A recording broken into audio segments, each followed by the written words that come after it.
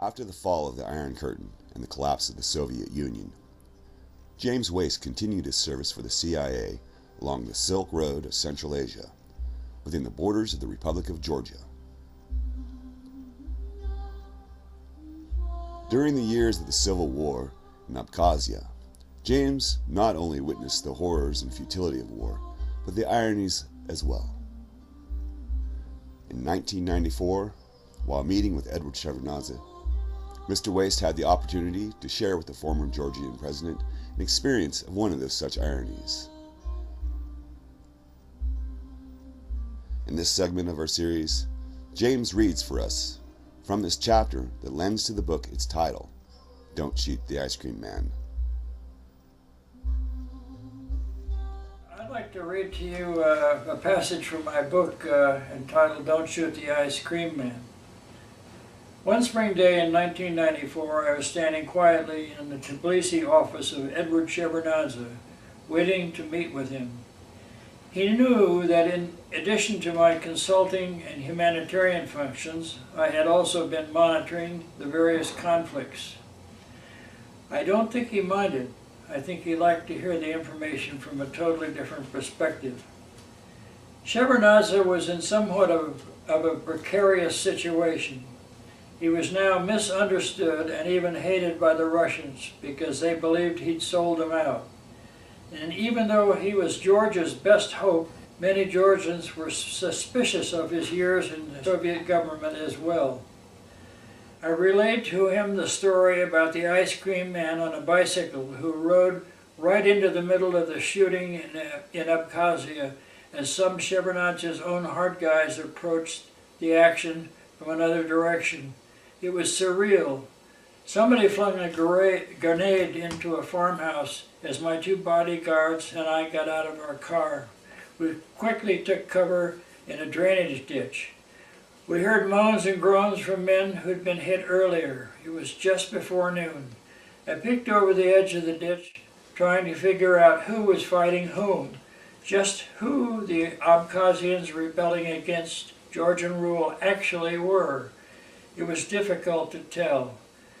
They all seemed to look alike. Shevardnadze listened closely and chuckled when I said they all looked alike. As we hunched up to go, in the distance we saw a man in a dirty white jacket on a bicycle struggling towards us on the lonely, loosely compacted dirt country road coming from the city of Sukhumi some 6 miles away.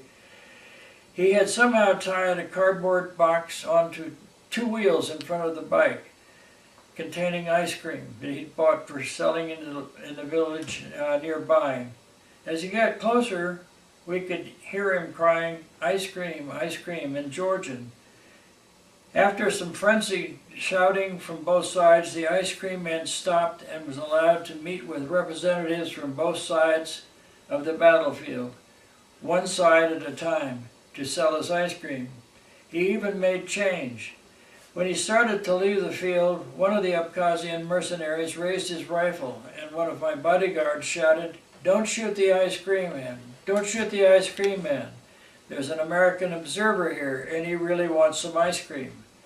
The ice cream man approached the ditch, and I stood up and slowly, from my concealment in full view of everybody, to validate the negotiation.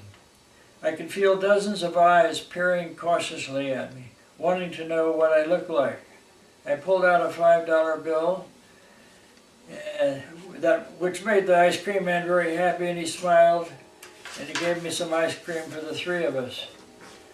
"What happened then?" Shevardnadze asked. I replied, the ice cream man pedaled madly down the dusty road, and in a few minutes they started shooting at each other again. But their bursts were shorter and their hearts didn't seem to be into it as much as before. Maybe they were embarrassed. After all, this was a local issue, not worth the inspection of an American observer. Shevardnadze was amused at the sheer absurdity of everyone stopping their efforts to kill each other so an American could have some ice cream.